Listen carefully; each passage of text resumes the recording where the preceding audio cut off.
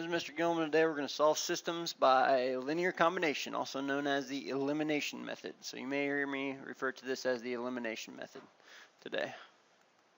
Okay, and so basically what we're going to be doing is we're going to be given a system of linear equations.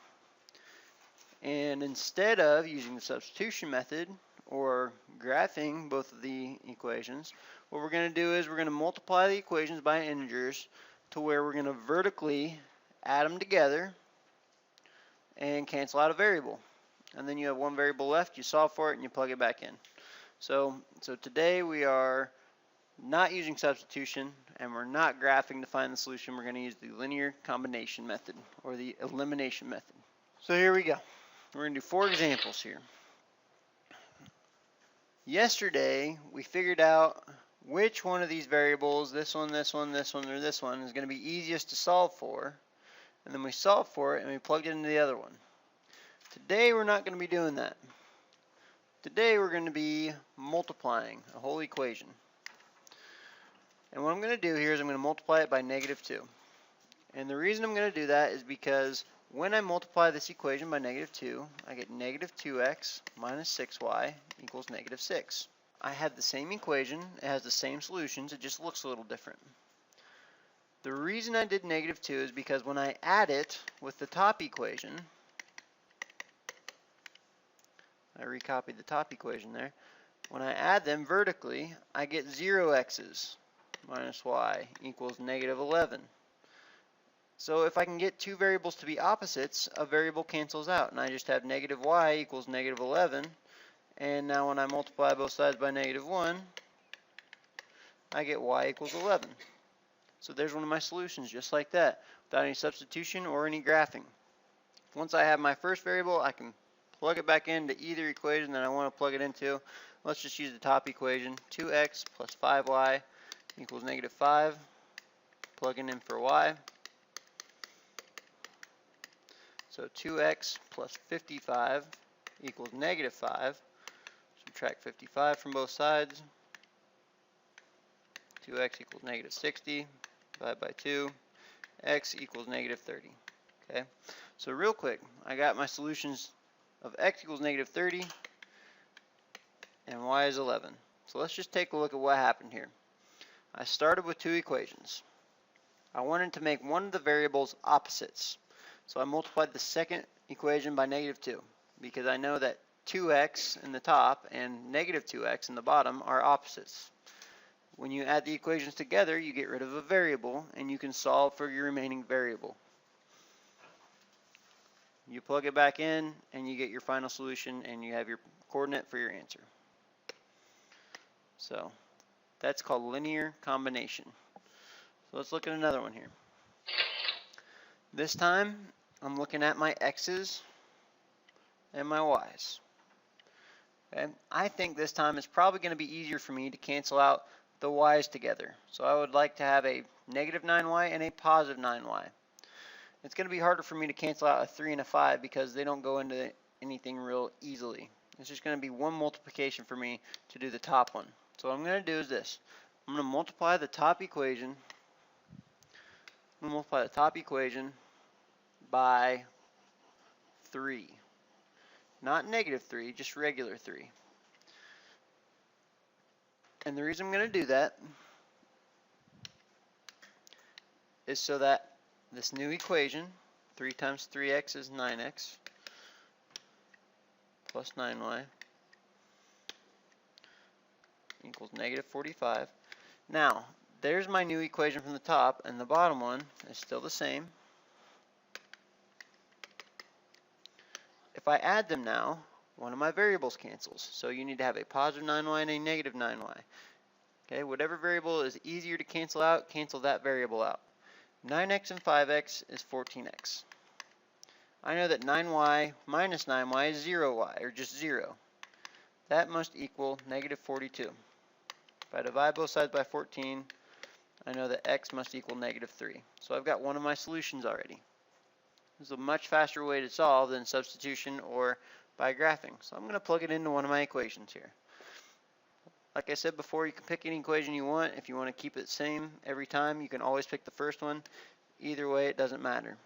I'm using the top equation now. Okay, I'm plugging in -3 for x.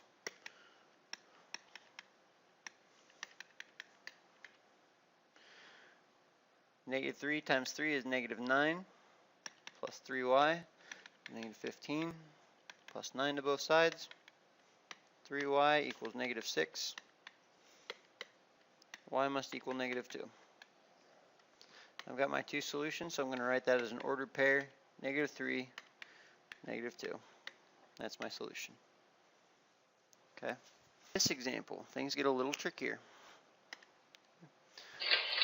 It's going to be a little harder for me to multiply one or the other to get one of the variables to cancel. So what I'm going to have to do is I'm going to have to multiply both the top equation and the bottom equation by numbers before a variable will cancel out.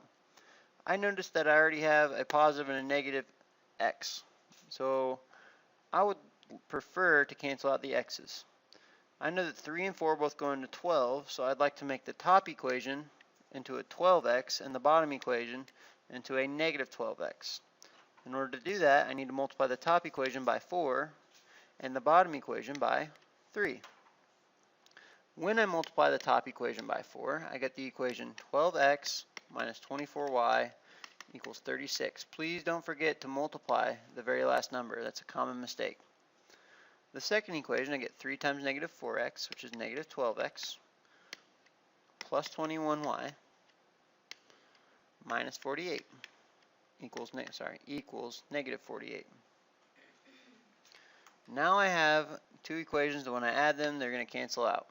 So I have -3y equals -12. Solve for my y. Y must equal 4. That's a really weird looking y. Y must equal 4. Okay, so I know y equals 4. So I can plug it into either equation that I want. I can plug it into one of these equations. It doesn't matter where you plug it into as long as you can solve for x. So let's just keep it the same every time. We'll just plug it into the top equation again. 3x minus 6y equals 9. And I know that now y is 4. So I'm going to plug in 4 for y.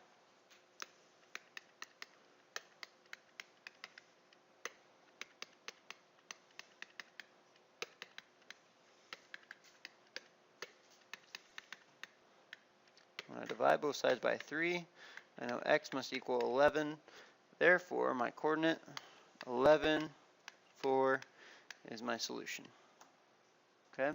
So that one got one step harder. You had to multiply both the top and the bottom equation that time. Let's do another tricky one like that. Once again, it's not going to be obvious which variables cancel. Okay? So let's just cancel out the x's this time.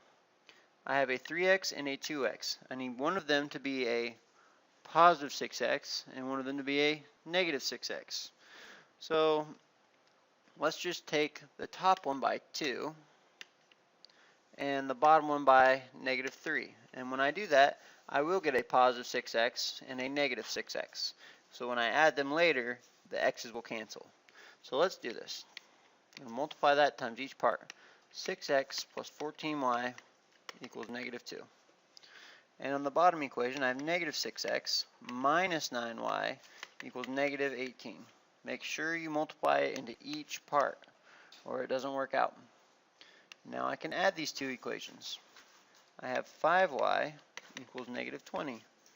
And all I need to do now is just solve for y. That equals -4. I have half of my solution now. I'm going to take this and I'm going to plug it in to either equation. It doesn't matter which equation you use. You could use this equation or this equation, whichever one's easiest.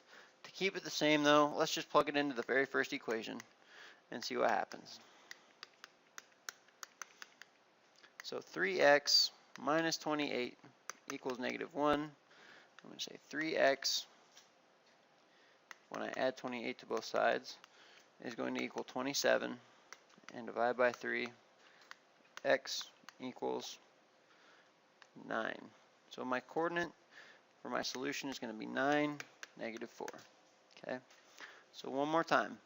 Linear combination, or the elimination method, you multiply your equations by whatever numbers are necessary to get opposites on their variables. You add them up, you solve for a variable, plug it in, find the other variable.